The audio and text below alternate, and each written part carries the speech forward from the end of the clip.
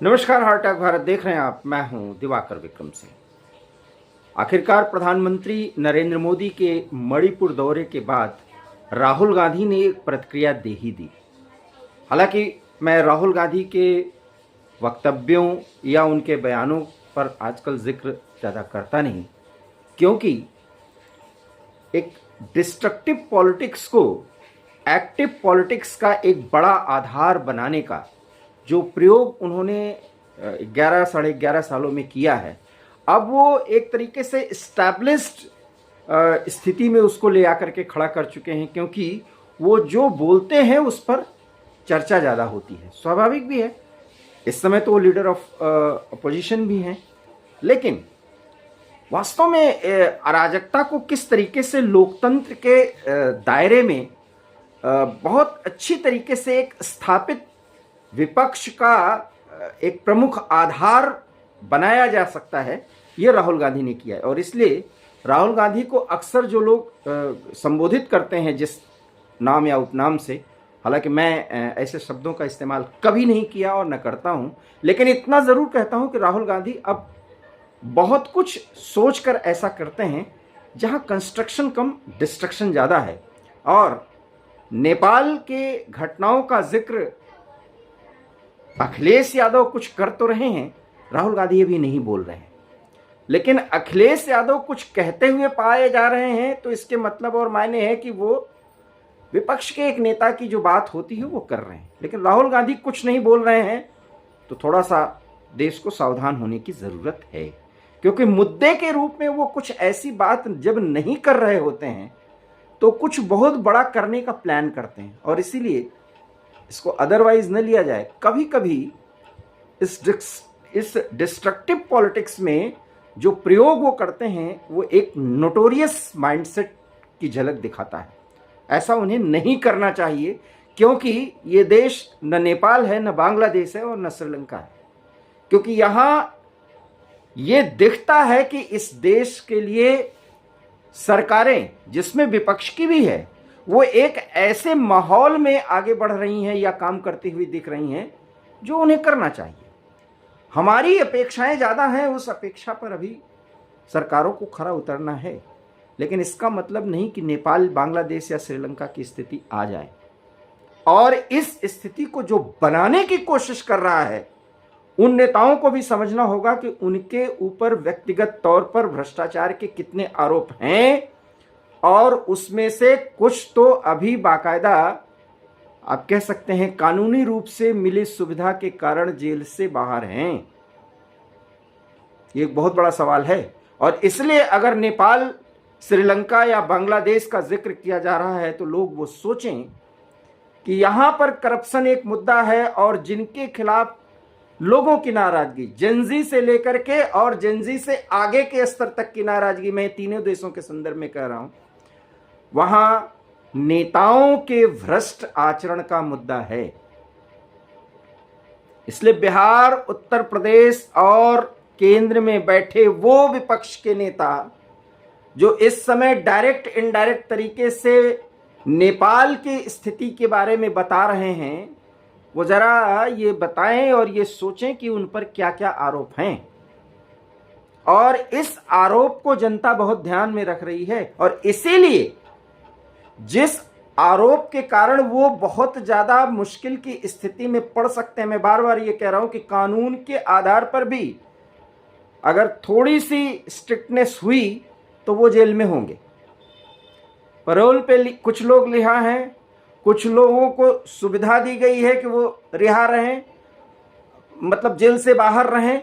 अब मैं उन सब चीज़ों का जिक्र नहीं करना चाहता, और अगर करूंगा तो सीधे सीधे उसमें राहुल गांधी भी आएंगे, अखिलेश यादव भी आएंगे, तेजस्वी यादव भी आएंगे, और तमाम दक्षिण तक कई नेता आएंगे। और इन सब के दामन साफ नहीं हैं, इसलिए कि ये कोर्ट बोलता है, मैं वही बात कह रहा हूं। और ये भ्रष्टाचार के मुद्दे को उठाते हैं, या नेपाल के जेनजी प्रकरण का एक इनके नेता, वही मैं कह रहा हूं, राहुल गांधी ने भी नहीं बोला है, लेकिन वो नहीं बोल रहे हैं तो बहुत कुछ कर रहे हैं, ये कन्फर्म है। क्योंकि किसान आंदोलन से लेकर के अब तक जितने आंदोलन हैं उसमें राहुल गांधी बहुत नहीं बोलते रहे, लेकिन बाद में जो कुछ भी वो बोलते हुए और करते हुए दिखे उसमें वो मुख्य प्रेरक की भूमिका में दिखे हैं।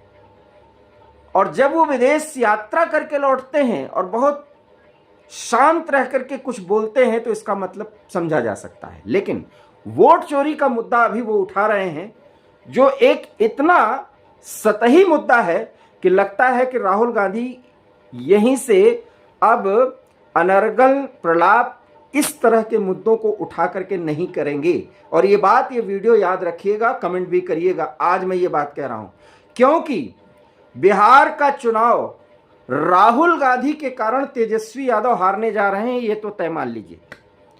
क्योंकि वहां पर वो चोर शब्द, यही याद, चौकीदार चोर का एक नारा दिया तो उनकी स्थिति क्या बनी। अब वोट चोर और वोट चोरी की बात करते हुए एक प्रधानमंत्री की वो मां जो अब इस दुनिया में नहीं रही, उसको गाली दिया गया, जिसको न तो उन्होंने उस तरह से कंडेम किया और न ही उस कार्यकर्ता या नेता के खिलाफ एक कार्रवाई की, और उस संदर्भ में उन्होंने कोई ऐसा बयान भी नहीं दिया जो वास्तव में नेता विपक्ष के तौर पर, एक अनुभवी राजनीतिज्ञ के तौर पर उनको देना चाहिए।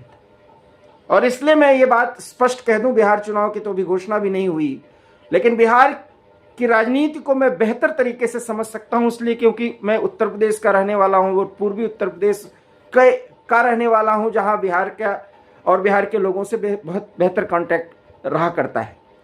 और मैं ये स्पष्ट तौर पर कह सकता हूं कि कम से कम राहुल गांधी ने इतना काम कर दिया है कि तेजस्वी यादव जो बहुत बेहतर कर सकते थे, हालांकि उनके और उनके पिता के दामन साफ ऑफ है नहीं, लेकिन जातिवाद और कई अन्य मुद्दे होते हैं, वहां की राजनीति कुछ अलग है और ये देश की राजनीति के लिए विडंबना है। लेकिन राहुल गांधी ने कुछ ऐसा कर दिया है कि बिहार चुनाव में अब तेजस्वी यादव नहीं जीतने जा रहे हैं।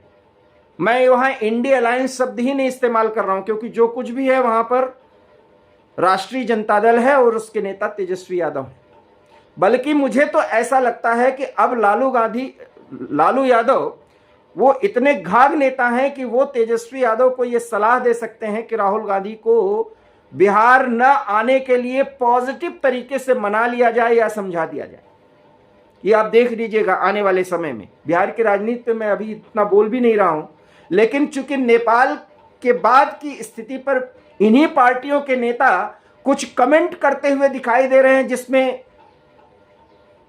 प्रधानमंत्री नरेंद्र मोदी और कुछ नेताओं को वो इस अंदाज में इनडायरेक्ट तरीके से टैग कर रहे हैं या करवा रहे हैं। वो ये जान ले कि ये देश नेपाल नहीं है, और नेपाल में जो कुछ भी हुआ वहां पर जेनजीज तो आगे ला दिए गए, लेकिन इसके पीछे के षड्यंत्र में कहीं न कहीं कट्टरपंथी ताकतें और षड्यंत्रकारी ताकतें हैं, और इन सब पर भारत की नजर है। इस पर मैं वीडियो बना चुका हूं। नेपाल को लेकर के 3 वीडियो हमने दिए हैं, हम इस डिस्क्रिप्शन बॉक्स में वो सब के आपको लिंक देंगे, और बहुत अनुभवी व्यक्तियों से हमने बातचीत की है।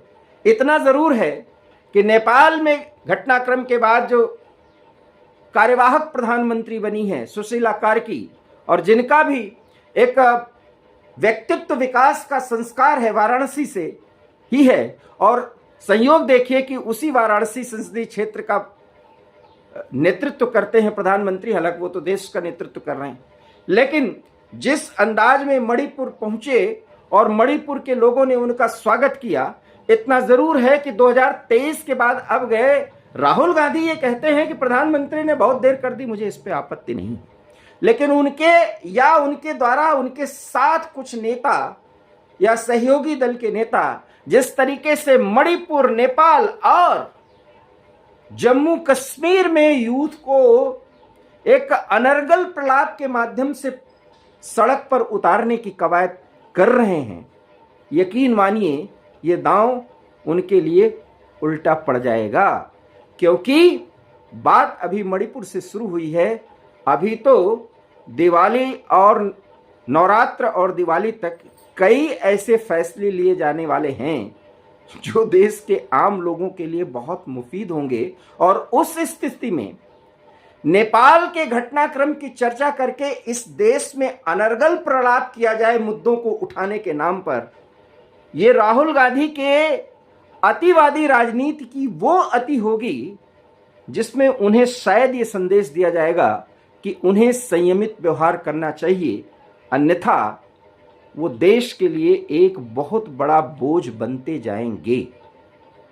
बात उल्टी पड़ेगी, इसलिए मैं कह रहा हूं। और आप देख लीजिएगा, बिहार चुनाव कम से कम दिसंबर तक संपन्न हो जाएगा, लेकिन अगर उस चुनाव का एनालिसिस किया जाएगा तो यह माना जाएगा कि अगर राहुल गांधी वोट चोरी का मुद्दा बिहार में न उठाते, और अभी भी नेपाल के घटनाक्रम के बाद, चूंकि ये राज्य नेपाल से लगा हुआ है, इसलिए नेपाल जैसा कोई प्रयोग बिहार में न हो जाए, इसलिए भी केंद्र और राज्य सरकार को बहुत सतर्क रहना होगा।